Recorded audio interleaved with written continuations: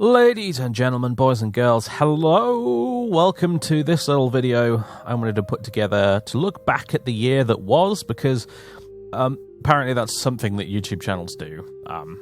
I don't know whose idea it was originally to start making end-of-year review video things on YouTube, but whoever's idea it was, I think it was a very stupid idea, because why on earth would you want to create more work for yourself around Christmas time? I don't know, but anyway.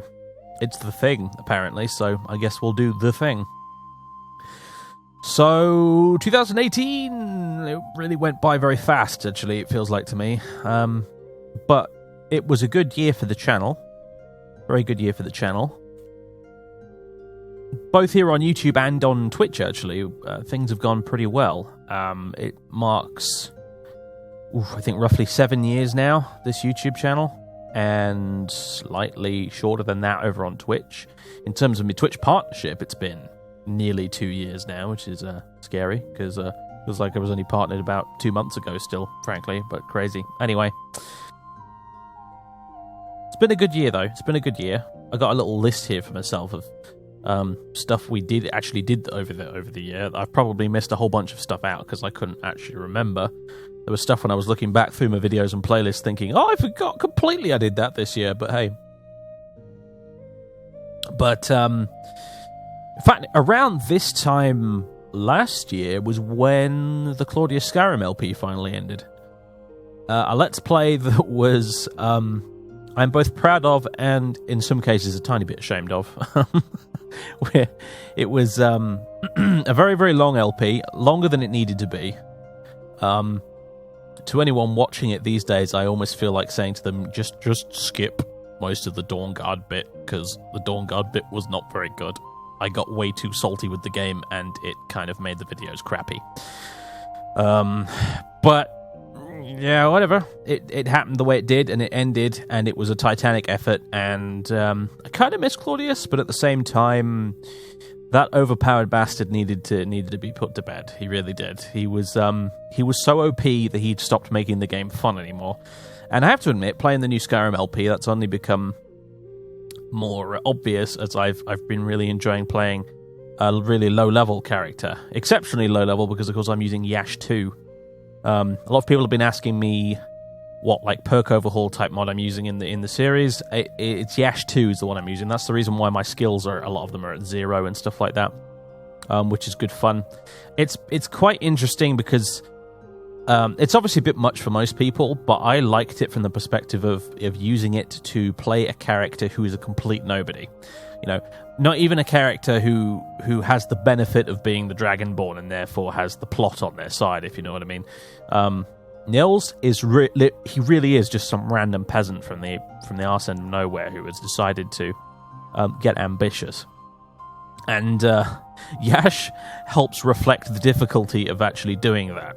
So it's interesting. It will be a bit of a grind early on, and I hope that doesn't drag down the pacing too much. I mean, it will a little bit inevitably, I think, but I've adopted a policy more recently of cutting stuff a lot more.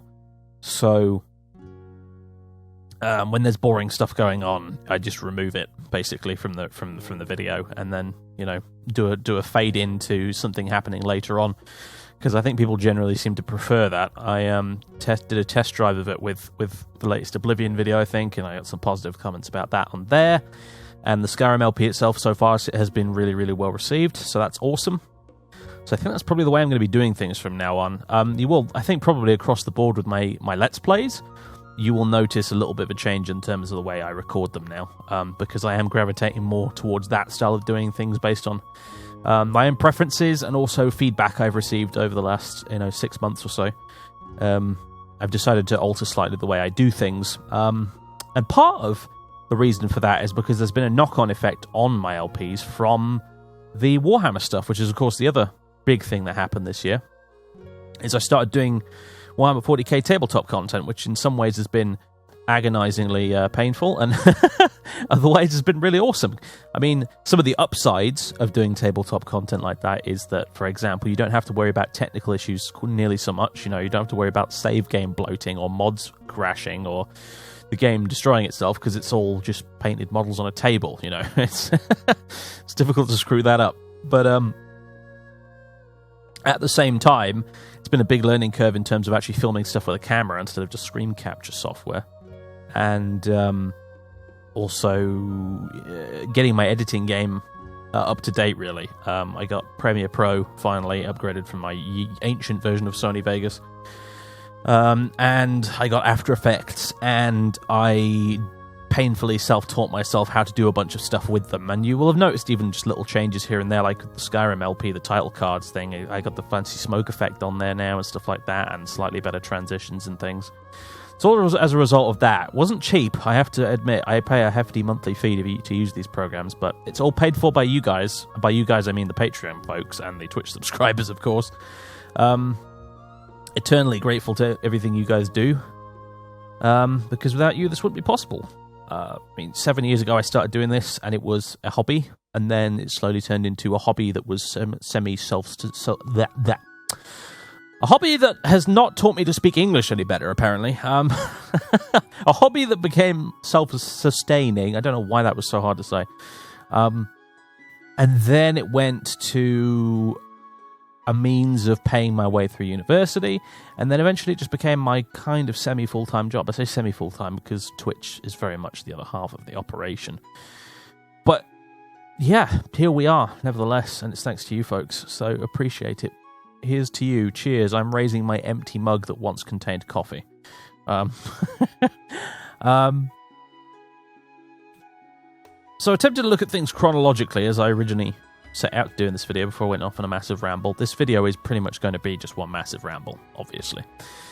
I'm sure you guys expect no less from me at this point, but we started off with Oblivion, which was great, has done very, very well.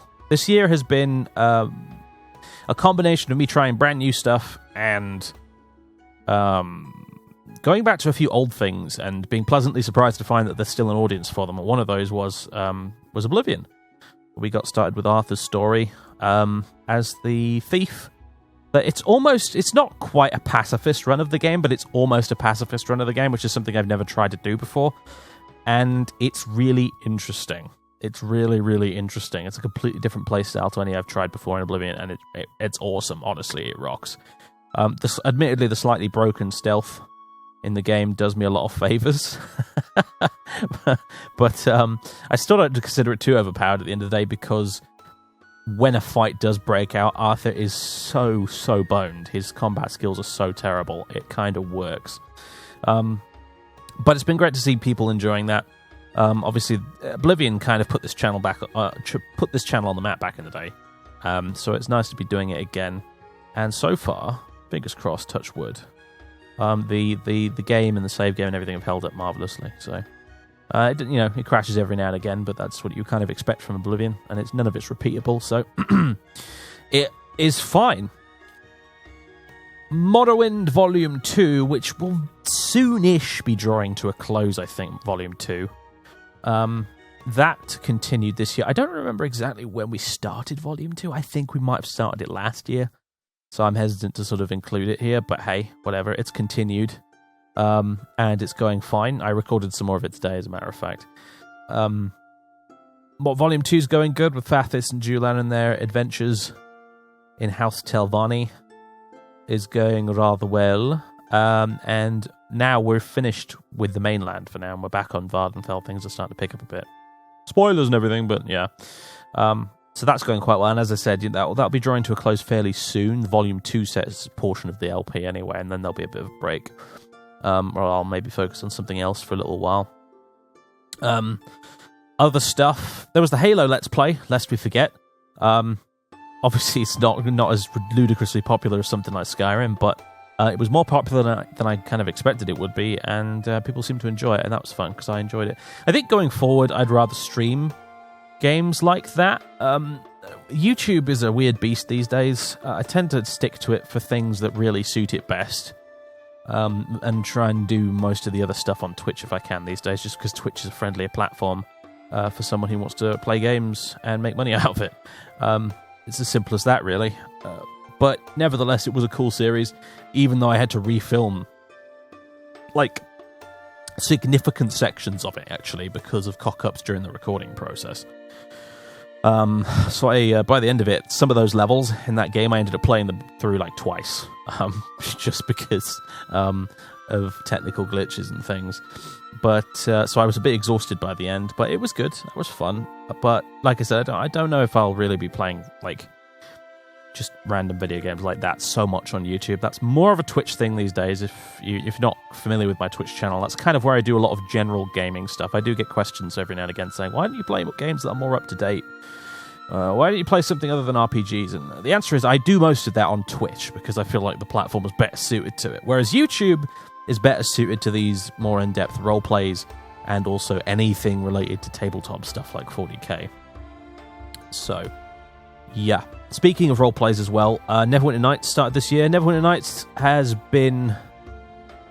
it's that game in general, like, just remove the Let's Play from the equation entirely and think about the game just broadly. That is a game that never really got the fair shake of the stick it could have. It probably should have deserved when you factor in all of the cool DLC and expansions and stuff for it and mods and things people made for it in the end. Neverwinter Nights was actually a pretty solid game, and most people just don't know about it anymore. When you figure into it that it came out the same year as Morrowind, and you think about how much more popular Morrowind is, well, there you go. But these days, I almost kind of appreciate Neverwinter Nights just as much as Morrowind. But the Shadows of Undrentide LP has been an absolute joy to record. It's been a lot of fun role-playing more than one character at the same time. Typically in my LPs, as you know, I make a character and I roleplay that character.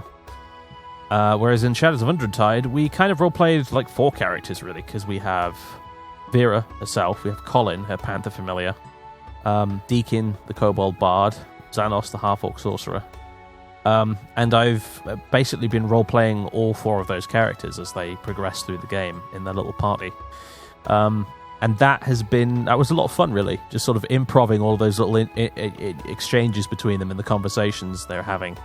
And that sort of thing was quite a challenge, actually, I have to admit, but it was fun. I wanted to treat it a bit like it was a D&D session and I was the dungeon master having to voice act and improv all lots of different NPC characters and things. That's how I decided to approach it. You know, the game is D&D inspired, so treat it like that. So that's what I did.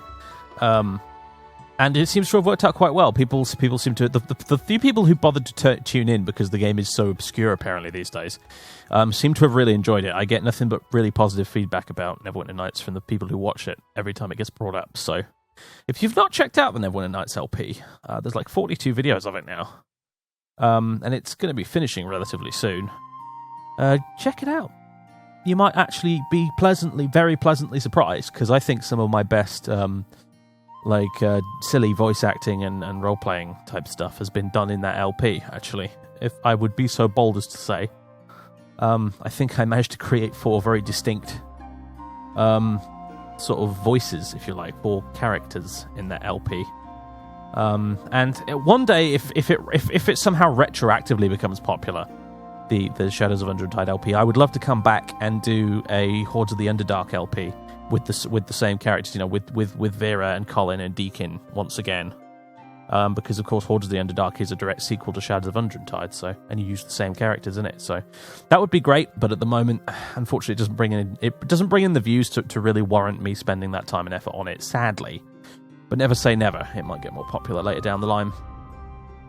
So anyway, what else? Oh, we had the big 75k thing this year as well. Not only has it been 7 years since starting the channel, but also we hit 75,000 subscribers, which some people have commented is actually not a lot, but it's due to the nature of the content I produce, I think, really, more than anything else. I do a lot of really, really, really long-running Let's Play series of games, which, you know, bring in lots of people with part 1 of the series, and then for the next 2 or 3 years the series is going on for. It doesn't bring in that many more people, so that's why my subscriber count is honestly quite low. All things considered, so I don't really mind.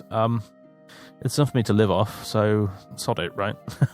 It's one of those things. Sometimes it's nice to be one of the smaller guys. Sure, you don't get paid as much, but it's like with the streaming thing. I don't necessarily know if I'd ever really want to be like a super popular Twitch streamer, because if I was a super popular Twitch streamer with like a couple of thousand viewers every time I streamed, I'd never be able to interact with the chat.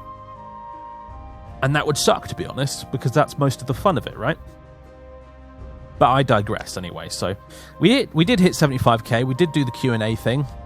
I think there was supposed to be one final episode of the Q&A answers, but I lost it somewhere. I can't remember exactly what happened because it was ages ago now, but I think I lost the final part of the recording or whatever. But we did get through virtually all of the last part was much shorter. It was like it must have been like 10 minutes long or something like that. I can't remember exactly, but anyway, that was quite fun. Although I did seriously underestimate the number of questions I would get. Like, wow. I had to close the gates basically like 24 hours after posting the initial video and be like, right, okay, that's enough questions. That'll have to do. My original plan being to leave it up for at least a week, so that would have been ridiculous. And we ended up still with 9 videos in that playlist according to YouTube here, so that's pretty ridiculous. But hey, it was fun. Might do it again someday if we ever reach 100,000 or something. And then moving along the list again, that's when we get to the 40k stuff. That was the big thing that was brand new that we tried out this year, and I'm happy to report has been a just ginormous success. In fact, lots of new people have come to the channel as a result of the 40k videos. So if you're watching this right now and you found me as a result of one of my battle report videos, hi! Welcome aboard. We've been doing this for a while. I've only just started doing the 40k stuff, but it seems to have gone down really well. A lot of you guys who've been watching for years seem to really like it to begin with, which really helped. But it's also, I don't know what it is about it. I think maybe it's just, it must come up more in like Google searches or something. But not to mention 40k is super popular these days anyway, ever since 8th edition started. But loads of new people have come in as a result of those videos. Loads and loads and loads of new people. And the battle reports themselves perform stupidly well. They really have done incredibly well. My only regret is that I can't make more of them. The next game I have booked in is like the 18th of January. That's honestly the next video I will be recording for next battle report anyway. As of currently, I'm waiting on a few folks to get back to me with dates for the new year to come and film stuff with me. But unfortunately, I just don't have enough people local to me to play the game with and film battle reports with. Hopefully that'll change in the future. I'll get more people interested in coming to play games and that sort of thing. But unfortunately, as it is at the moment, I have all the time in the world to record these bat reps, but I don't actually have the people to record them with, which is a bit of a shame. But nevertheless, I will continue doing them, so don't get the impression that I've just stopped doing it because I haven't posted one for a few weeks. It's honestly, if I haven't posted a bat rep for a few weeks, it's because I've had nobody to film one with. I don't get to play 40k very often. The only times I've played 40k in the last 3 months have been for battle reports, so including the game I had over at Winters. Although speaking of Winters, I can tell you that next year he and I are going to be filming a narrative campaign for the Deployment Zone, which is his little paid for on-demand 40k video service website thing.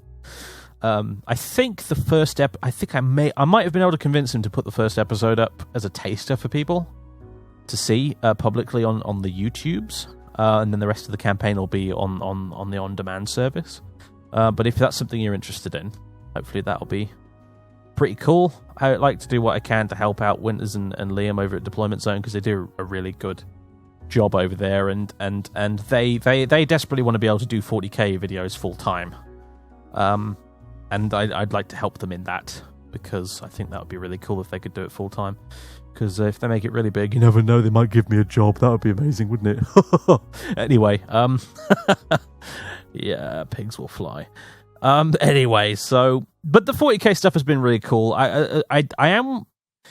I got painting tutorial things in the works as well. I've got one for my custodians I need to do. I've got another one for my Imperial Guard tanks I need to do. Someone asked me if I could do a tutorial on how to paint Imperial Guard tanks the way I do.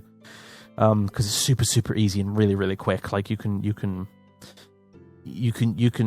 kick out 2 Lehman Russ tanks a day with the method I use. It's really, really fast. It's kind of awesome like that. So next time I do paint some Lehman Russ tanks for my Imperial Guard, I will get the camera out and film a tutorial type thing. And also, there's the little fluff videos, the narrative storytime stuff, which I've posted a couple of so far, and you guys really seem to enjoy, which is great, because I love writing stuff like that. There's more in the works. Unfortunately, it takes ages to write stuff. I don't know if there's anybody watching this who's a professional author, but you'll know what I mean. Even just for silly little YouTube videos like mine, it takes a while to get this stuff written out and then edited to something that I feel is, up to my standards at least, to put on YouTube. I am working on like several little short stories all at once at the moment, but none of them are quite ready for prime time, if you know what I mean. Because I do get people asking me to do more of those videos, and I'm working on them. But they take a while to write. So, but I got more in the works. I've got one. I want to do a short story about how Bert, the Ogryn bodyguard, sort of met the Cadian 404th and became sort of recruited by them. That's an amusing story that I want to get finished one of these days. I also want to do. I've got another short story in the works about my Adeptus Custodes, who you've not actually seen in a battle report on this channel yet.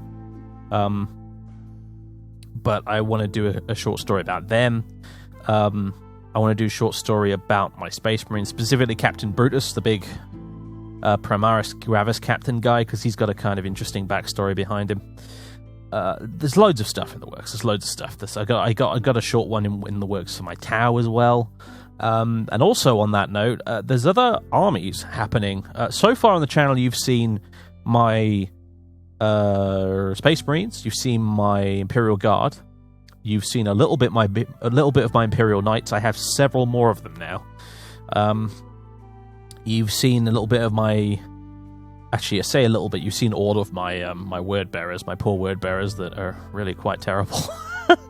They haven't seen any battles since the game with Ethage, where they got absolutely trounced. The poor word bearers are not doing so good these days.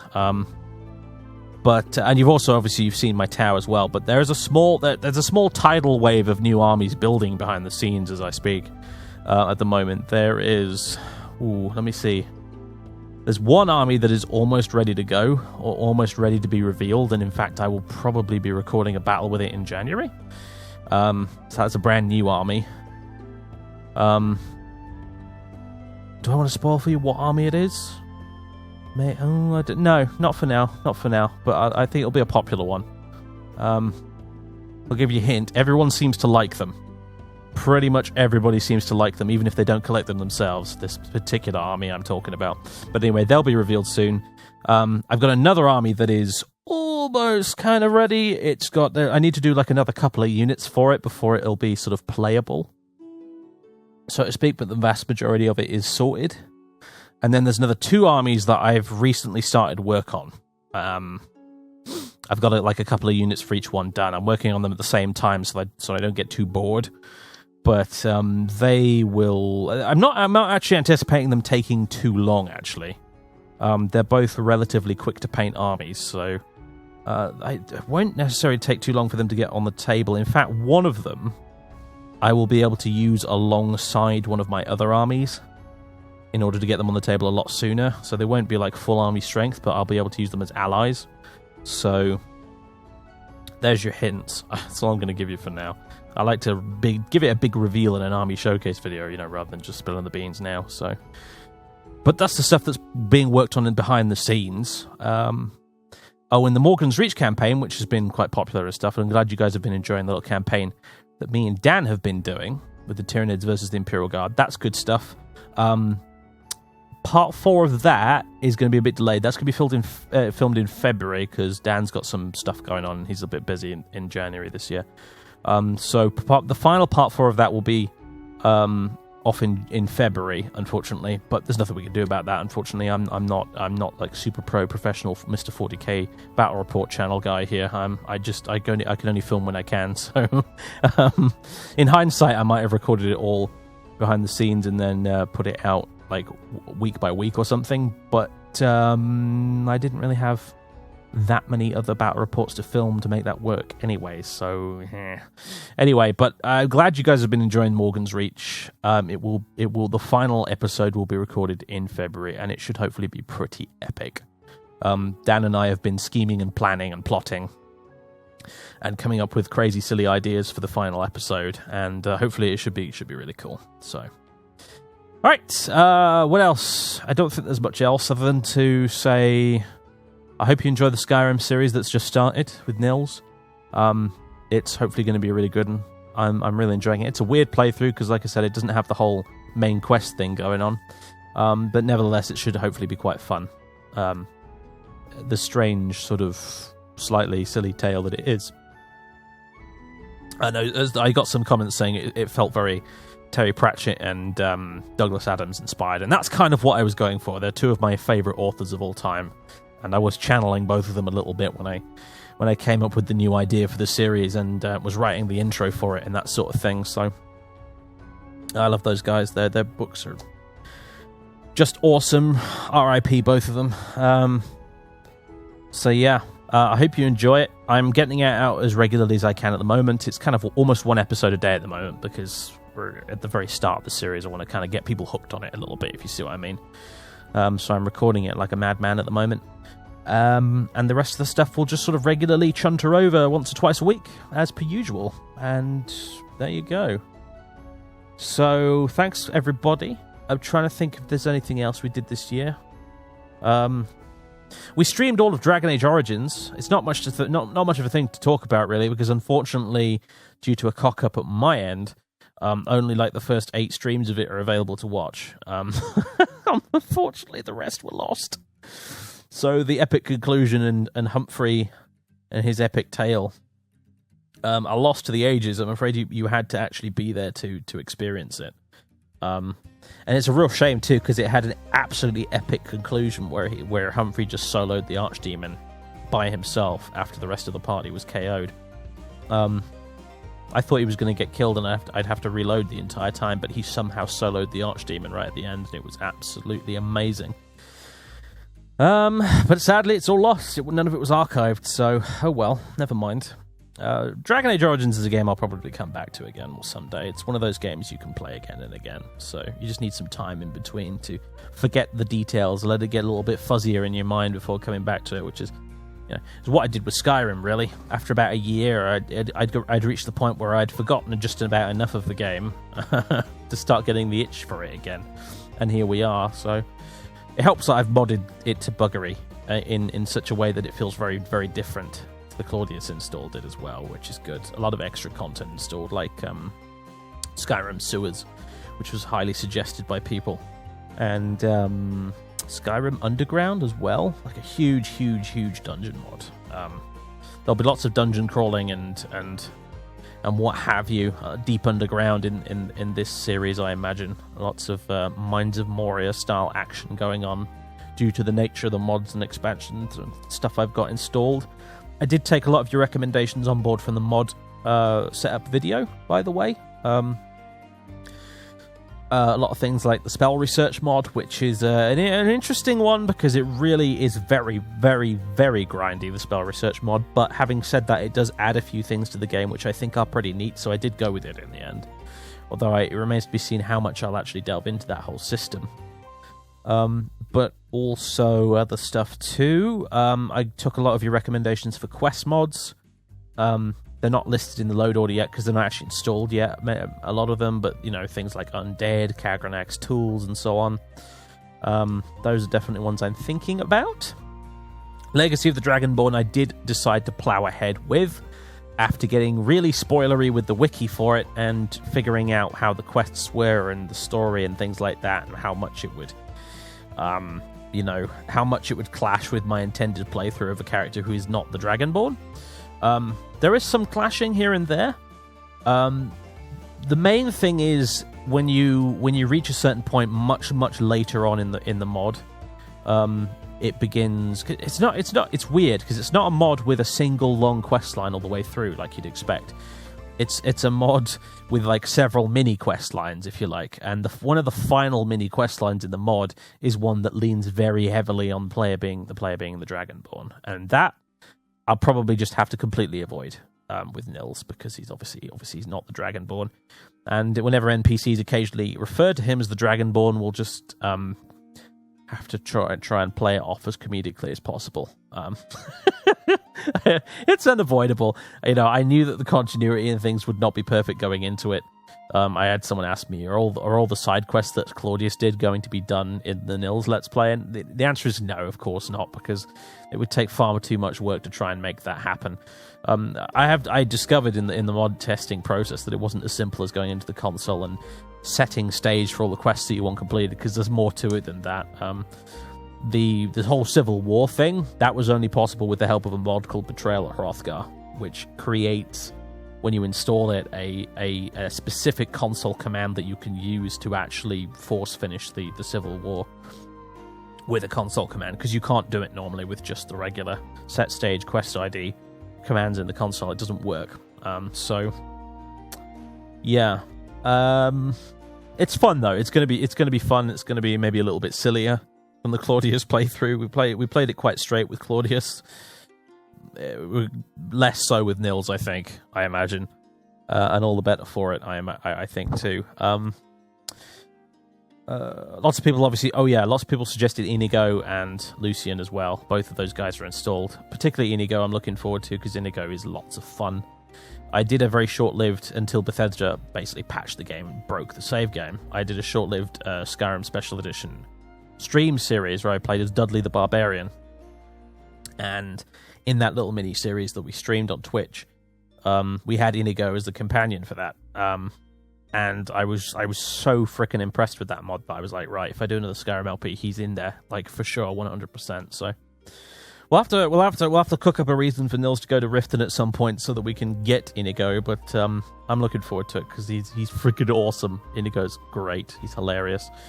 Now I suppose I could talk about plans for the next year. I don't have a lot of plans for next year. I'll level with you guys. I kind of make this stuff up as I go along, but my chief plan is to keep expanding the 40k stuff, since that seems to have proved really popular and really cool. Also, gosh, I don't know. We'll finish Volume 2 of Morrowind fairly soon. Volume 3 of it will kick off eventually in 2019 as well.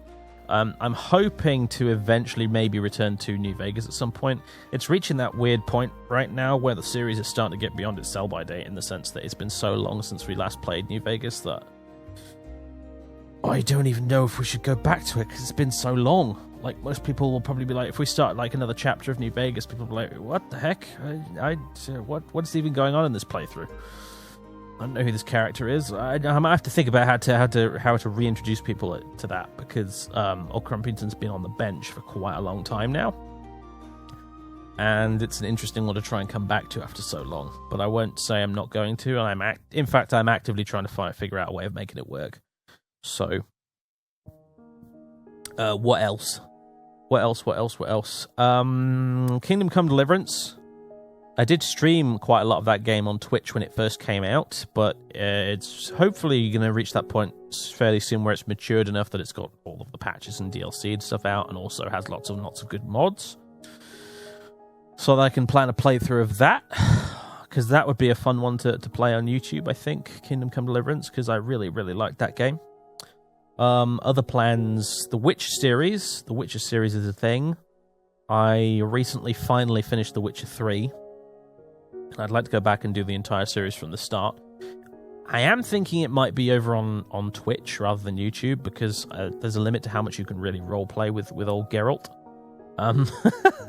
As the player, as the role player, if you like, you don't have an awful lot of creative control over your adventure in The Witcher. I mean, you do, because there's lots of story choices and things to make in it, but you can't make your own character with its own distinct voice and stuff like that. You pretty much have to play as Geralt with his 2 or 3 occasional dialogue options he gets, which basically boil down to sort of